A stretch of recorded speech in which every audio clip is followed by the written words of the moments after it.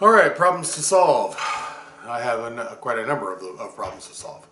I've been recording my rehearsals upstairs with the harp and the guitar and the mandolin, but that's the living room, and that's not really where all that stuff belongs. But the reason I don't have it down here in the studio is because the studio doesn't have a whole lot of room, and it's kind of dominated by this rack of keyboards over here. Also, the keyboards are set up in a way that's not conducive to what I'm going to have to do with them next. I was setting up to record an album so that I had plenty of room over in that area to get to my studio computer and manage the recording. However, in developing the control program to control all the keyboards from this laptop here, I have to deal with the fact that all of these USB cables are only about 3 feet long. So that computer is actually going to have to sit over in this corner, over in that corner, so that it can reach all of the keyboards, and the guitar effects with these relatively short cables. And that poses a couple of different problems, because that corner is where I like to put my show control notebook, because that's kind of where I face the audience. And I don't really want a whole lot of stuff between me and the audience, so I don't really want a computer screen between me and the audience. So I'm going to have to figure out how to get it there and be able to use it without it getting in the way between me and the audience. I also need to reorient this entire rig, because I want to shoot some videos down here. So I need to turn this whole rig around, because I can't put the camera far enough away on that area because of the wall to get a good video angle. That's why there's a couple of recent videos of me that have the camera squeezed against that wall, and you can just kind of see a vague shape moving around back here playing a guitar maybe, but you can barely even see the guitar, so it doesn't make for good videos. So that's one problem. I'm going to have to move this whole rig, which means I'm going to have to tear the entire studio apart and put it back together.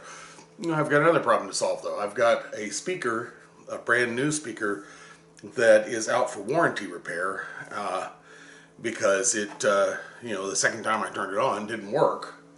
So I've got it at the repair shop. I've asked the repair guys to speed up the repair to it, but long and short is, hopefully it'll be coming in this next weekend, and I've got to put it together with the harp and the guitars and everything else to make sure that the Heart and Soul program sounds good with this new speaker. So I'm going to need this whole area cleared out so that I can set up the harp and all of that sound system down here to run the checks on it before I get ready to take it out. And I've also got to figure out how to travel all of that stuff, because I'm a one-man show and I'm carrying a Celtic harp, and I'm also carrying two speakers the size of that speaker that's sitting in that big cart over there. And I've got that one big cart to do it, and I've got two other carts, two smaller carts. So I'm going to have to figure out the logistics of just simply traveling the harp, a Celtic harp, in such a way that I don't damage the harp, a couple of guitars, a mandolin, and an entire sound system, by myself, with the limited number of carts that I have available. So that's probably going to be a logistics video in itself, of just how to set that up and figure that out to be able to travel that, to get out of the van and into the venue. And so my solution is, I still need to figure out how to store off the information from the M1 into that computer. I'm going to work on that a little bit more today. But once I've got that figured out, then I'm going to put all these keyboards in their cases and set them over there so that they're out of the way, so that I can use this area to set up the harp and guitar and the sound system and everything, to get that configuration worked out. And then after I do that show, which is coming up here at the end of the month, then I'll bring all that stuff back into the studio, take the harp back upstairs, which is where it usually sits, and then reconfigure the studio once again for all the keyboards. So there's going to be a lot of moving of keyboards around, which I do a fair amount of that anyway. I reconfigure this entire studio probably every month, or every 2 months at any rate, because that's the only way I can effectively clean this area. which means pulling out a lot of cables. So I'm going to do a video on simply the logistics of moving all these keyboards, just because that's kind of a fun thing. So I'm going to look into solving the problem. I'm going to give that PV MIDI librarian another chance. I may be able to clear its memory, and if so, then I can move the information from the M1 into it as backup storage. Don't know if it's going to work, but I really want to have that option available. So I'm going to do that. First thing is I have to get power to the M1, and this whole rack of keyboards is controlled by this power switch down here. Turn that on. I don't even know if you can see that. But now I turn that power bar on and the whole rack of keyboards comes up.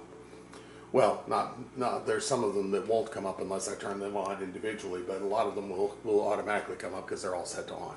Okay, so there's the M1. Let's get it all set to dump its data, global, and go over here until I find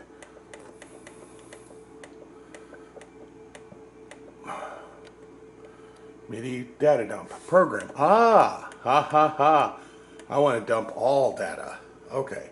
All right. That's why I didn't see as much data going into the computer as I wanted to see. So I'll show that process here in a bit too. All right. Next to try to do the MIDI librarian. Here we go. Okay. PV MIDI librarian. Let's turn that thing on and see what it has to tell me. Testing non-volatile RAM, testing bulk errors in MV-RAM. Execute to reinitialize. Execute.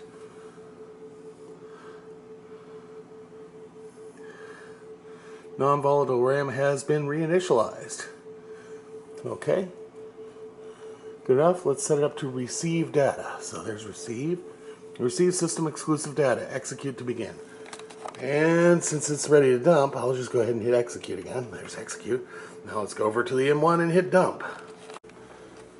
MIDI data dump. All data dump. This should take a little bit longer than the last time. It should be about 28,000 bytes if I remember correctly. There it is. Processing, processing, processing. Yeah, it's taking considerably longer and it's completed. Okay, let's go look at the MIDI librarian and see what it got. And the MIDI librarian says system halt status. Doesn't even tell me what its status is, it just says system halt and status.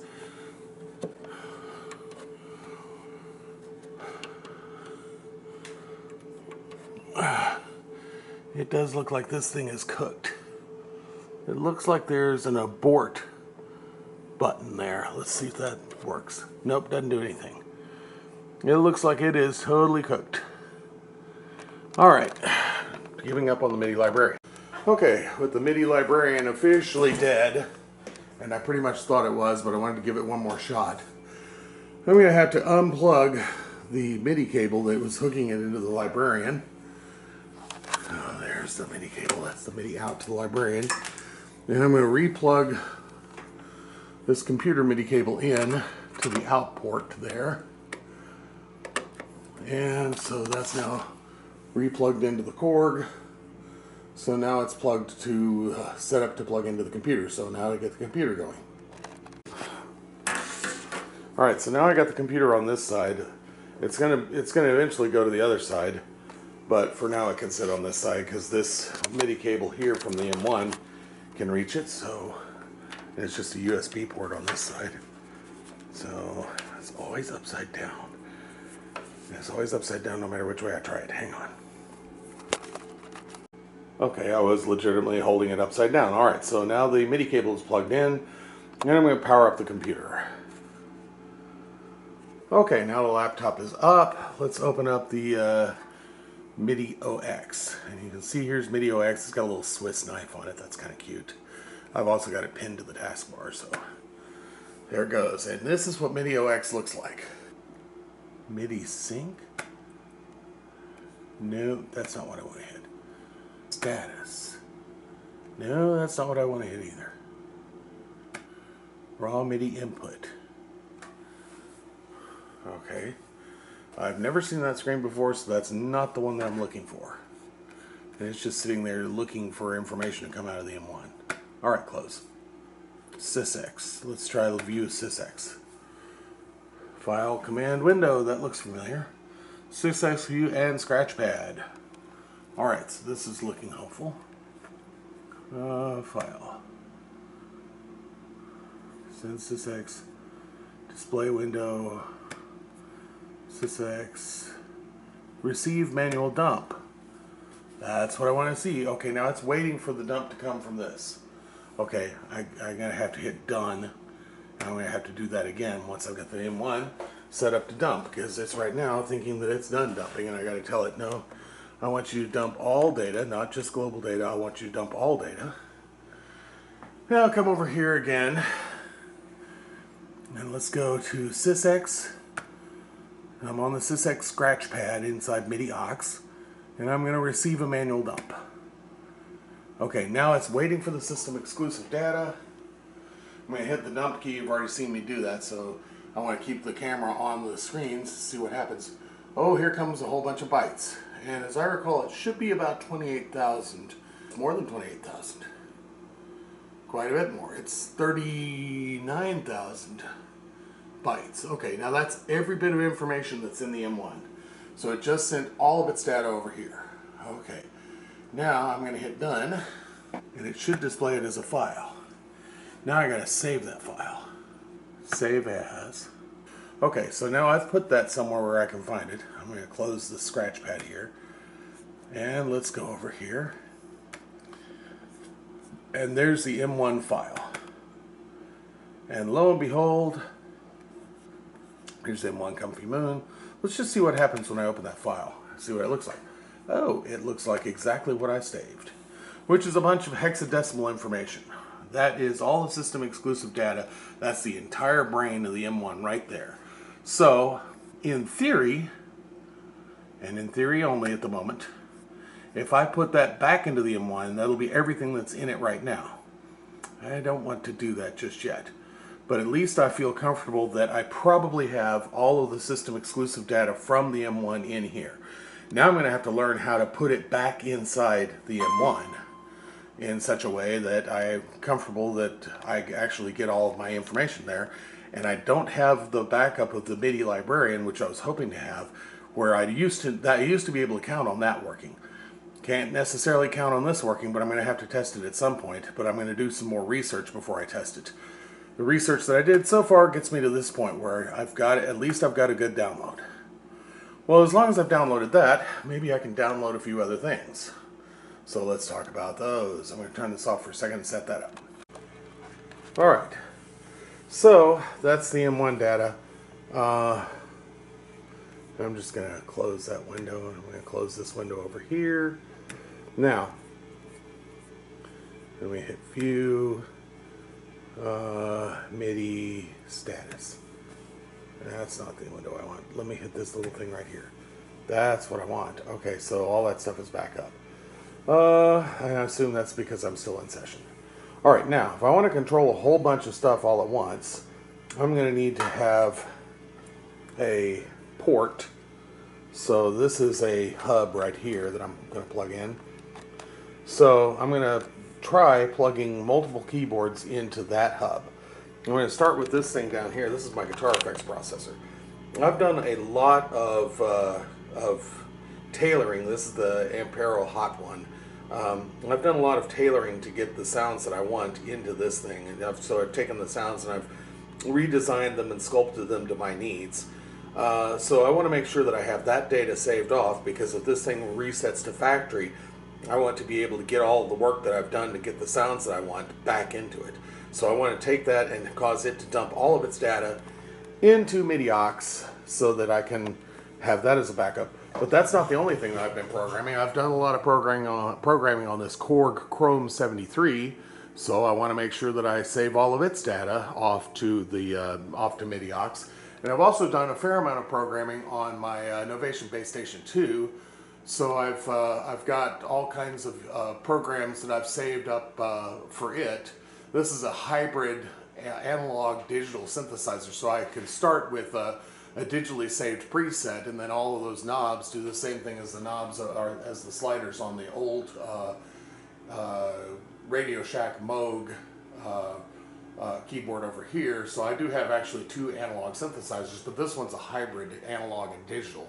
So I've actually, you can see there's a digital readout there. I've actually saved a lot of programs into the digital memory, and I have to sit here and press this button until I get up to the programs I've saved, which I think start with 72 or 73. There's one that I've saved. There's another sound. So those are different sounds that I've saved that I use for different songs. So I want to make sure that all of those new settings that I've created there are also saved off. So I'm going to plug these things in now. Okay, so if I'm going to control multiple keyboards from this, from Midi-OX, I'm going to need a hub. Hopefully this hub will allow Midi-OX to recognize several different inputs. Now I've got some of them turned on and several of them turned off.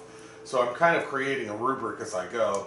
And the way that this is going to go is from top to bottom, starting with the guitar effects processor. So I'm going to put the guitar effects processor in here. I'm going to put the Korg Chrome 73 in here. I'm going to put the Novation Space Station in here. Eventually the Roland, which is this middle keyboard over here, will go in here, but I don't have to save any data off of it because I haven't written anything for it. I really don't need to. That keyboard very much takes care of itself. Also, there's a keyboard over here, my piano, the Yamaha. It also, I never have to do any programming on it. I just use the stuff that's resident on it. So those two keyboards, I don't need to save their data off right now. But eventually, it'll go guitar effects processor here, then these three keyboards here, bottom to top, Korg, Roland, Novation, and then those two keyboards over there, Yamaha, and the M1 will actually go over here on this side. And eventually I may also add the Casio in here, so that Midi-OX can send commands to all of them at once, once I have that figured out.